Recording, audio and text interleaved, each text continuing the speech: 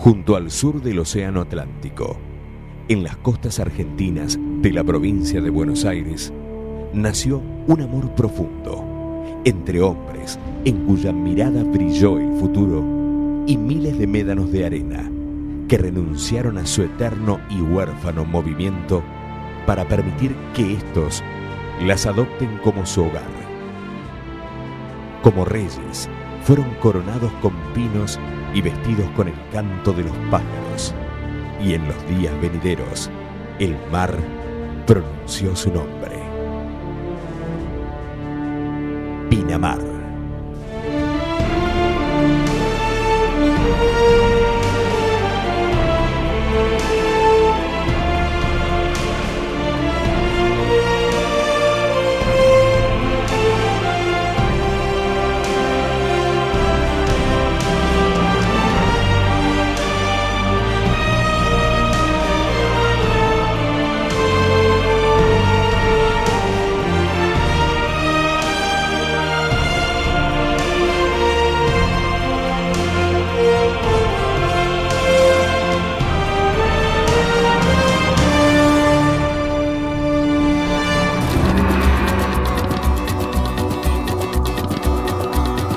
Corría el año 1862 y una adolescente de 15 años sería marcada por la tragedia. Felicitas Guerrero, casada con un anciano, don Martín de Álzaga, perdía a su hijo a los 6 años a causa de la fiebre amarilla y a su segundo vástago al nacer. Sin poder enfrentar tanto dolor, su esposo la dejó viuda a los 26 y heredera de todas sus estancias, bienes y riquezas, como las tierras de Pinamar. Álzaga había hecho gran fortuna con el Brasil, gran fortuna. Cuando peleábamos con los bandeirantes y cuando querían de alguna forma invadir nuestro territorio. Cuando trajeron los esclavos, no había tanto para darles de comer. Entonces hubo un intercambio, un negocio, según cuentan los historiadores, pero parece que los Álzaga allí hicieron su dinero. Aquí compraron, aquí se afincaron y cada vez tenían más campo. Pero la muerte aún la esperaba en una calurosa noche de enero de 1872, cuando Felicitas ofrecía una fiesta en su residencia de Barracas y un iracundo Enrique Ocampo interrumpió la noche para reclamarla como esposa. Rechazado por la joven viuda, sacó un arma y dio muerte a Felicitas para luego suicidarse. Los padres de la joven, doña Felicitas Cueto y don Carlos Guerrero, heredan los bienes de esta y encomiendan la construcción de la iglesia Santa Felicitas en el barrio de Barracas en memoria de su hija. A la muerte de estos, los hijos de ambos, Jorge, Carlos, Enrique, Manuel, Catalina y Antonia Guerrero, heredaron estas tierras.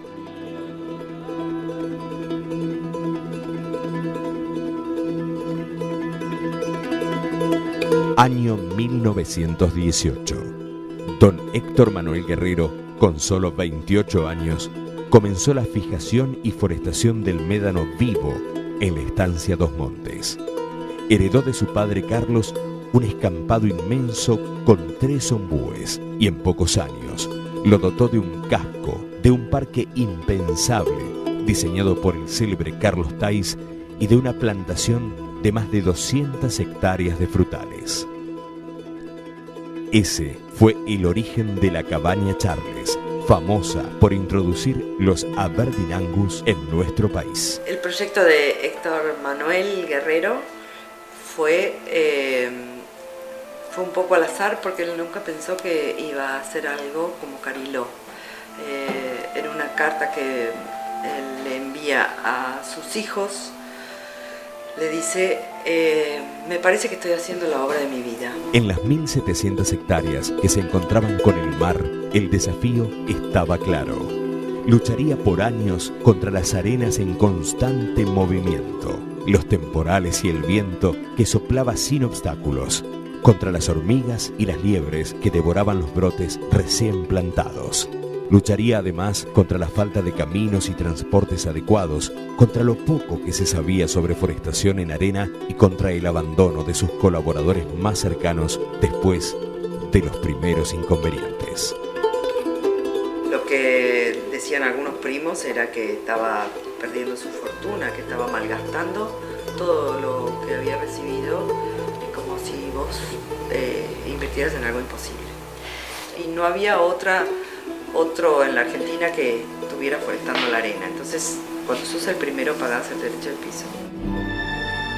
Guerrero viajó por los desiertos del mundo para descubrir e importar semillas de los pastos aptos que detuvieran el movimiento de las arenas. Montó sus primeros viveros en Charles. Todos los días transportaban los plantines en carretones de madera tirados por caballos por 17 kilómetros. En 1935, luego de 18 años de esfuerzo, organización y de una importante inversión privada, la plantación llegó al mar. El cambio de hábitat comenzó a modificar la ecología zonal y los pájaros comenzaron a anidar en lo que Guerrero bautizó como Cariló, que significa en araucano cari, verde, y lo, médano.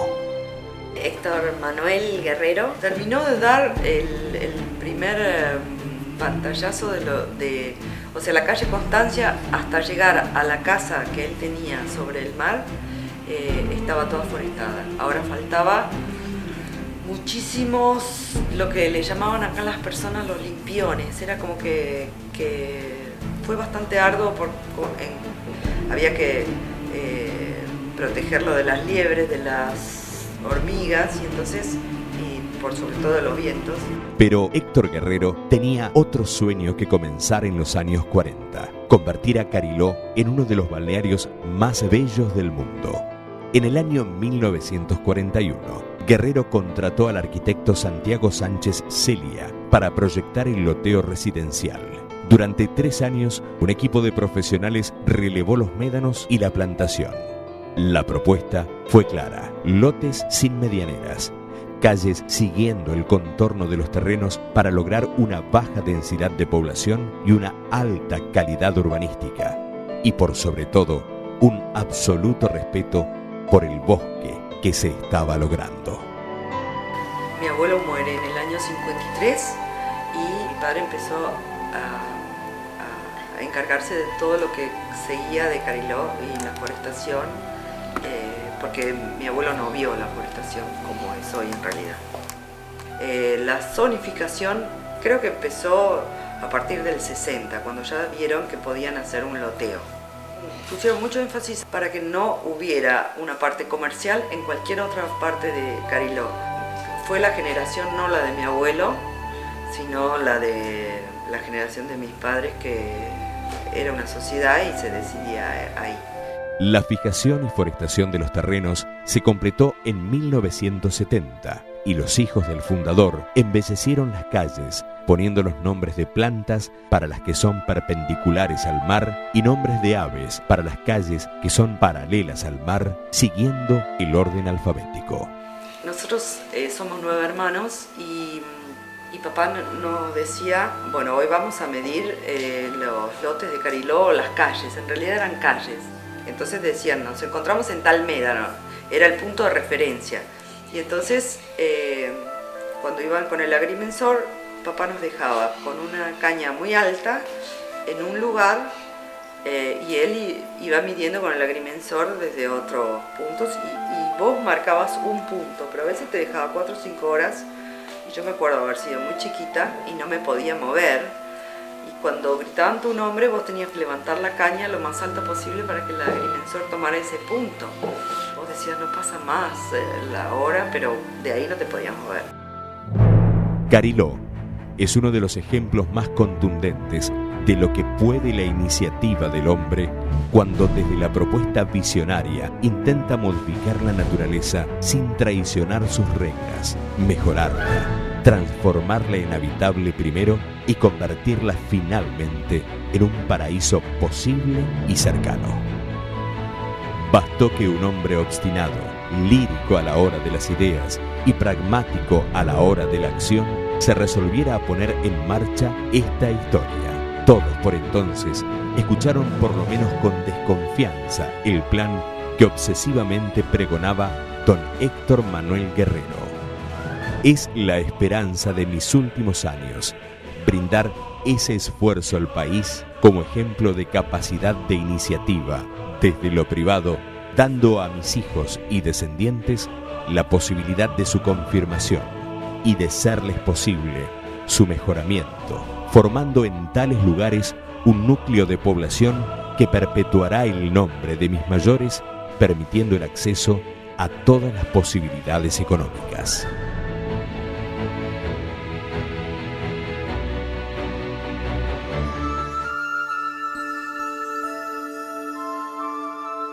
Agustín Poli y Ferdinand Robet recorren nuestras playas y encuentran a las mismas muy parecidas a las de Flandes, a las de Bélgica, la de su país. Hacen las gestiones correspondientes para comprar las tierras, que en 1908 ya Robet hizo su casa. Ellos trajeron un maravilloso proyecto. En enero de 1912, Guerrero les vende esta porción de sus tierras a Robet y Poli, quienes comenzaron a trabajar para concretar un ambicioso proyecto urbano turístico que abarcaba avenidas, diagonales, reservas para edificios públicos, estación de ferrocarril, extensos terrenos para el cementerio, corralón municipal, plazas y una avenida de más de 50 metros de ancho que remataba en una zona donde se proyectaba la concentración de hoteles y grandes edificios turísticos. A esta nueva ciudad balnearia la llamarían Ostende, que en flamenco significa al fin del este. Esta gente quiso hacer algo tan lindo que hasta reunió el día 6 de abril de 1913 a un montón de gente que había puesto dinero, los reales pioneros, hacen una gran fiesta y proceden a la celebración de la fundación de Ostende. Ponen una piedra fundacional, hacen una acta fundacional y crean un escudo y una bandera. Ostende queda fundado y sin vivir gente. No obstante, hay algunas personas que se atreven a construir.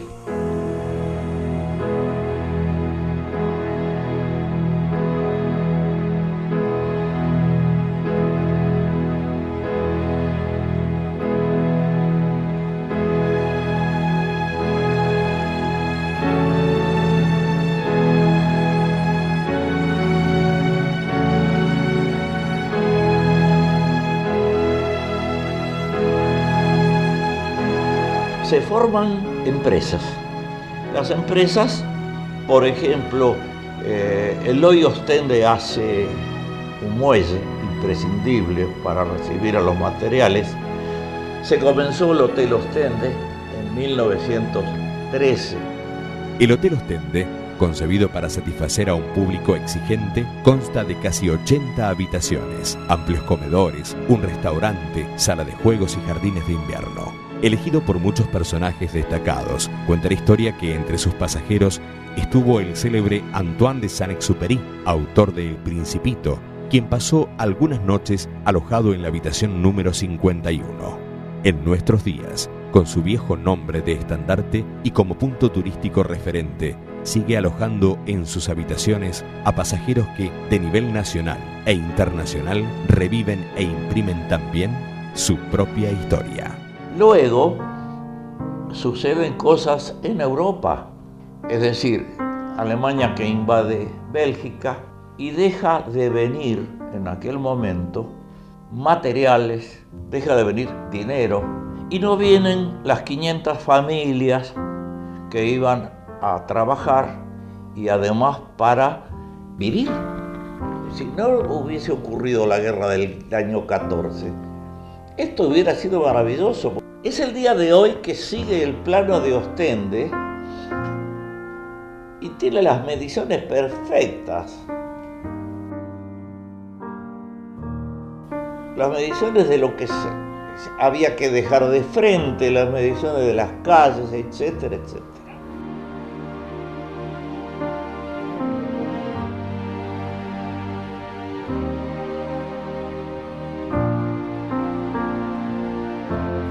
A raíz de esa invasión comienzan las dificultades. Al no haber dinero, se abandona todo.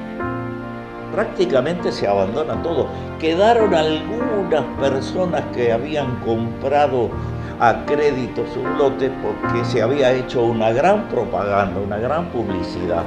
En 1914, cuando se desata la Primera Guerra Mundial, los belgas Robert y Poli regresaron a Europa, según dice la leyenda, por lo que el Poder Ejecutivo desaprueba los planos del pueblo y balneario de Ostende, dejando sin efecto todo lo hecho hasta ese momento.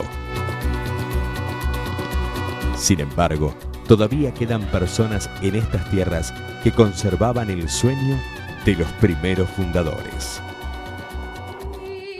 Domingo Repetto, en el año 17, dona una iglesia a la comunidad. En 3 terrenos de la calle Madero hace su casa, la iglesia y la casa de los curas. Traía a los curas salesianos de Mar del Plata, venían a dar misa acá. Podemos decir que cambió 2 o 3 cosas de la casa hasta que en el 24 muere la esposa y después se muere él. ¿Y qué ocurre? Él tenía varios hijos, pero nada religiosos. Entonces no les interesó el tema de la iglesia. Y ocurrieron 2 cosas.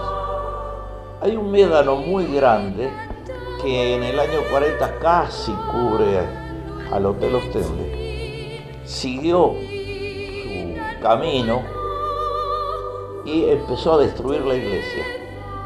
Empezó por la caballeriza, la casa de los curas, y la iglesia la fue tapando.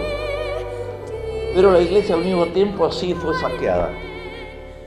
Como no la atendía nadie, se llevaron las puertas, se llevaron el mostrador que hacía de altar. De aquel rico patrimonio histórico, solo se rescató el sagrario y la pila bautismal. También el muelle, construido en los comienzos de Ostende, sufriría el mismo destino que la iglesia. El muelle no cumplió mucha función, no se cuenta con las grandes sudestadas. En la medida que se construía, los palos del muelle se hincaban con puntas de acero. En medio de la construcción se los levantaba, la sudestada los destruía. En varias oportunidades le fue levantando la tabla. En el año 42 sufre una gran sudestada y se destruye el muelle. Junto al muelle se destruye el bar conocido como el Viejito del Acordeón, del francés Jean-Marie Bourel, donde se reunían los turistas de la época a disfrutar de los platos típicos y de la música marinera.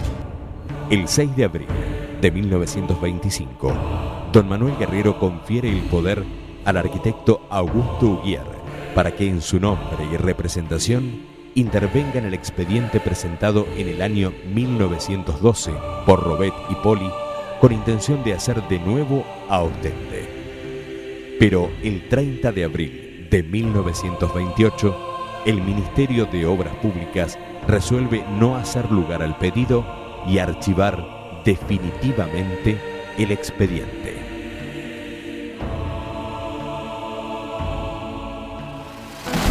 Entonces Huguier decide hacer el Hotel Atlantic City, el hotel que ya estaba programado, un hotel de 120 metros, 160 habitaciones.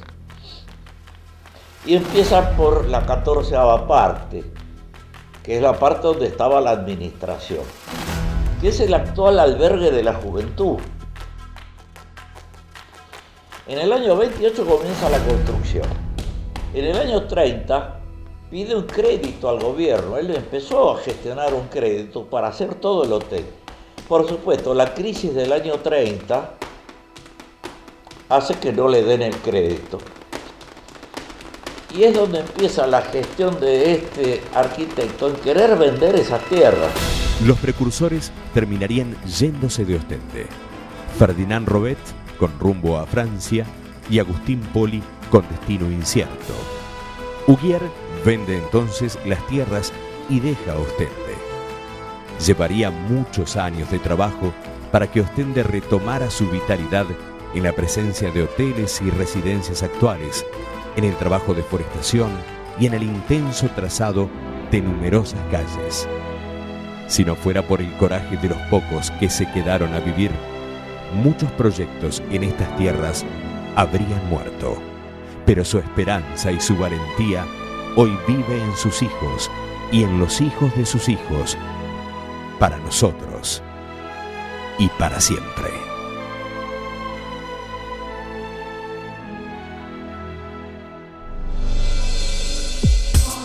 Fue en el año 1939 que el arquitecto Jorge Bunge comienza a forestar las 2.684 hectáreas por mandato de doña Valeria Cárdenas de Russo. En 1941 comienza la fijación de médanos, sumándose industriales y profesionales destacados de la época como Vanesi, Otto Bemberg, Bordot, Born, Eduardo Bunge, Chas, Casterán, Fortabat y Rigoló, poniendo a la nueva empresa el nombre de Pinamar. Mi padre, cuando llegó acá, inmediatamente vio las posibilidades. Para eso vino, de estos médanos tan temidos entonces, y no paró hasta concretar su idea. Hacía mucho que mi padre quería hacer una playa verde junto al mar. En 1928 la hubo de hacer en Claromecó, pero la crisis y la negativa del Ferrocarril Sur no lo permitió. En el 39 no había crisis y la Argentina era un país rico. Y pudo llegar a un acuerdo con las dueñas del campo, aportando ella, llamado entonces Fondo de Campo, y mi padre el capital y el trabajo. Pero, ¿quién es Jorge Bunge? Era el menor de 8 hermanos, de carácter fuerte y una voluntad avasallante. A los 15 años diseñó la capilla de la Virgen de Lourdes en Altagracia, Córdoba. Realizó sus estudios en Múnich, Alemania, convirtiéndose al graduarse en el primer urbanista profesional argentino. Cuentan de él que tenía el poder de la convicción, que sabía comunicar su entusiasmo de una manera sobresaliente y que cuando estaba convencido de la necesidad de una cosa, no paraba hasta realizarla. Estaban todos asombrados en Buenos Aires porque él tenía un buen pasar. Él ya estaba cumpliendo 50 años cuando él decidió hacer Pinamar. Y esto era como un desafío y él cambió su vida para hacer Pinamar. Tenía ese proyecto en vista, él lo quería hacer y bueno, y él lo logró también como él lo pensaba. El 14 de febrero de 1943 se inaugura Pinamar como localidad balnearia y en julio de ese año se presentan ante Geodesia de la provincia de Buenos Aires los fundamentos de su creación para ser aprobados. Un año anterior mi abuelo empezó a hacer su casa, que era por supuesto que un pedacito del Playas Hotel, y se dio cuenta que hacía falta hacer conocer a la gente Pinamar. Entonces para eso traía con un ómnibus que él había comprado, traía un grupo de gente, los alojaba en el hotel. Él allí puso a su ama de llaves como gerenta, fue la primera gerenta, y a su chef francés como chef acá del Playas, del Hotel Pinamar se llamaba en ese momento. Durante muchos años se llamó el Hotel Pinamar. Por entonces, Pinamar ya contaba con un policía estable, Miguel Nazar, hombre querido y reconocido en la comunidad en la que dejó los mejores recuerdos. De darle gracias a Dios, de poder haber vivido hasta la fecha para ver todo esto, cómo ha crecido Pinamar, porque yo llegué en el año 43 a caballo, que soy hijo de Saladillo, llegué a los 21 años, hice toda mi carrera en la costa atlántica. Nuestro primer policía, que no sé por dónde anda, el policía de a caballo. Y cuando llegué a Madariaga, el comisario se sorprendió al verme.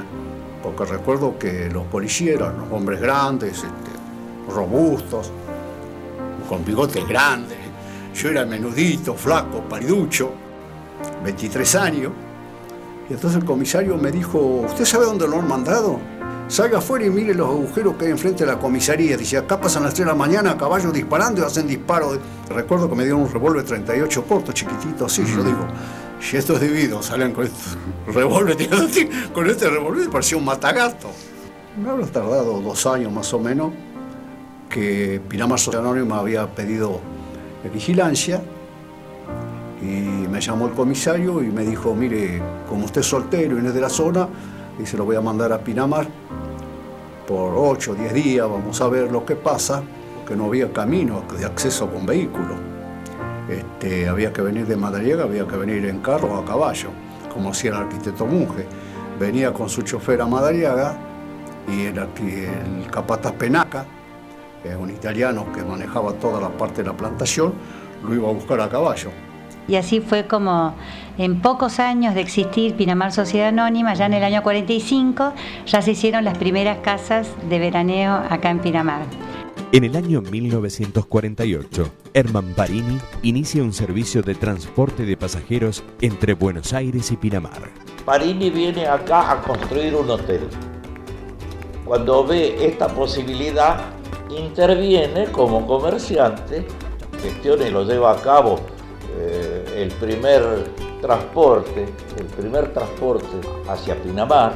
Y era el encargado anteriormente de traer desde Madariaga hasta la costa a los turistas que llegaban en tren. Bueno, en momentos difíciles iban a buscar los víveres en carro.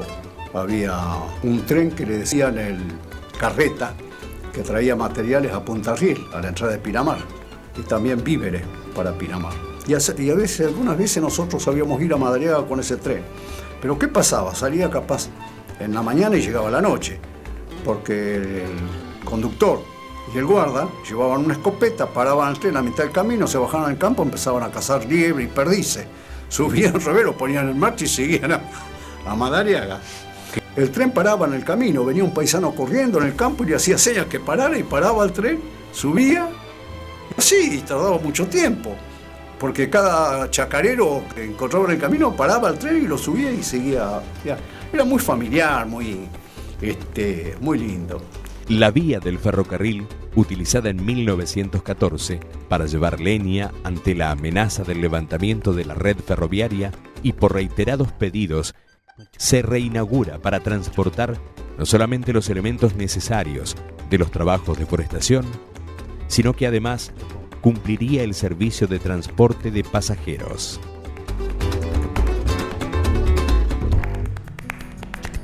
En 1949 llega el tren a Pinamar. La estación se encontraba emplazada en lo que hoy es Constitución e Intermédanos, y el primer jefe del ferrocarril fue el señor Ismael Baravino. En enero de 1949 comienza a funcionar la CALP, Cooperativa de Agua y Luz de Pinamar, con 397 socios. Por ese entonces se daba luz de 7 a 12 y de 14 a 20. En 1960, ante la demanda de energía, se compran 2 grupos generadores y en 1968 se mudan al edificio donde están ubicados actualmente.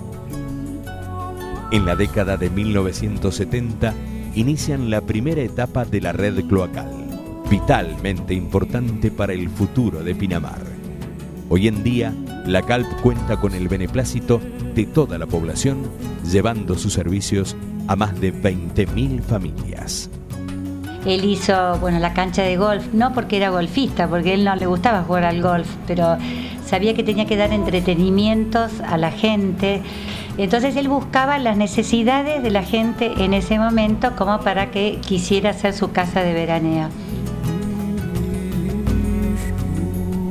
A principios de 1952 se conforma la primera comisión del club de golf que presidía Andrés Pisani. Bunge sabía que era muy importante contar con 18 hoyos y no se equivocó. Pinamar creció junto y gracias al golf.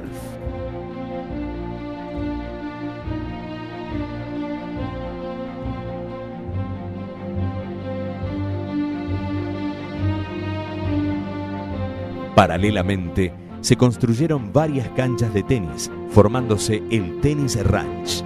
Para el año 1955 ya funcionaba un centro comercial, donde los vecinos se reunían en la proveeduría, en el lavadero, en la peluquería y hasta en la oficina de correos. Él siempre buscó el crecimiento, buscó actividades. El Playas Hotel fue el Hotel Pinamar, el primer lugar donde se pasó cine. A mediados de 1956, Bunge insiste con la necesidad de pasar cine común en Pinamar, más allá de las proyecciones que por entonces organizaba el Cine Club Argentino en el Club de Pesca, y así comenzó la construcción de la mitad de lo que hoy es el Cine Pinamar. Fue tanto el empuje que para el 6 de enero de 1957 se inauguraba el cine con el estreno de un film de Osvaldo Baca.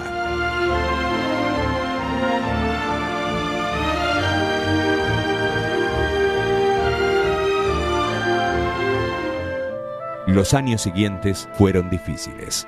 Como todo ciclo de expansión, viene seguido por uno de retracción, y esto complicó las finanzas de Pinamar. Unos años más tarde, la peor de las noticias. Luego de unos meses de enfermedad, el 13 de octubre de 1961, muere el arquitecto Jorge Bunge, aquel que dio su vida por un sueño llamado Pinamar.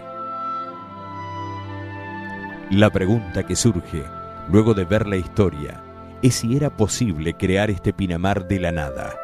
Sin lugar a dudas, se necesitaba de un gran emprendedor, capaz de liderar nuevos proyectos y de abrir espacios laborales.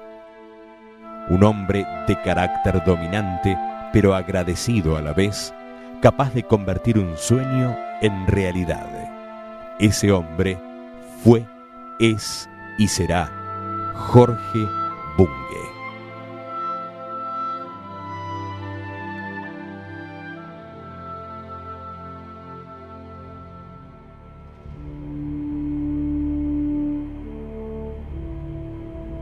Un viejo dicho dice que quien ama lo que hace, siente orgullo de ser lo que es.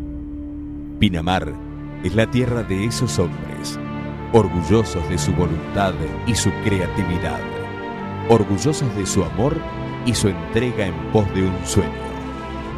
Hombres y mujeres, emprendedores, que hicieron lo que tenían que hacer, enfrentando los desafíos.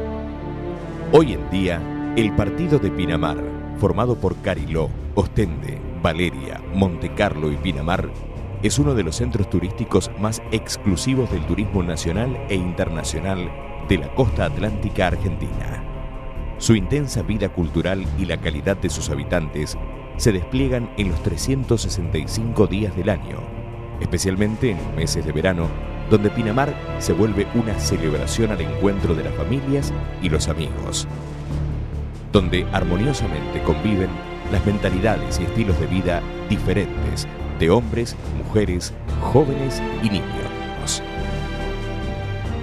Un Pinamar donde sus habitantes se destacan por su servicio y hospitalidad, convirtiéndolos en afectuosos anfitriones, y donde los turistas que la visitan pueden experimentar profundamente su intensa vida cultural, deportiva, teatral, musical y arquitectónica.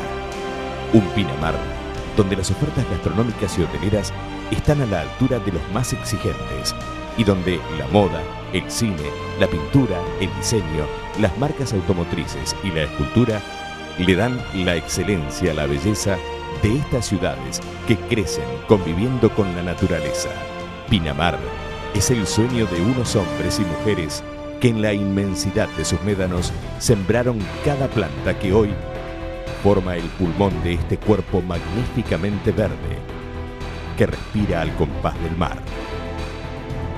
En un lugar del mundo, los médanos soñaron con los hombres y los hombres se enamoraron de ellos.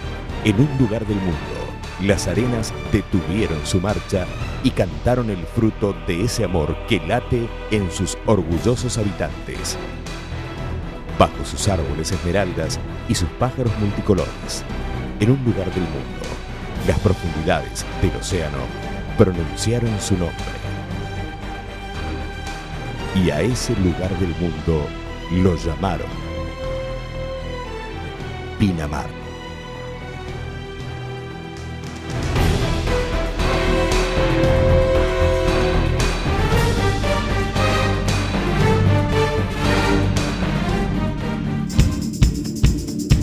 Little bell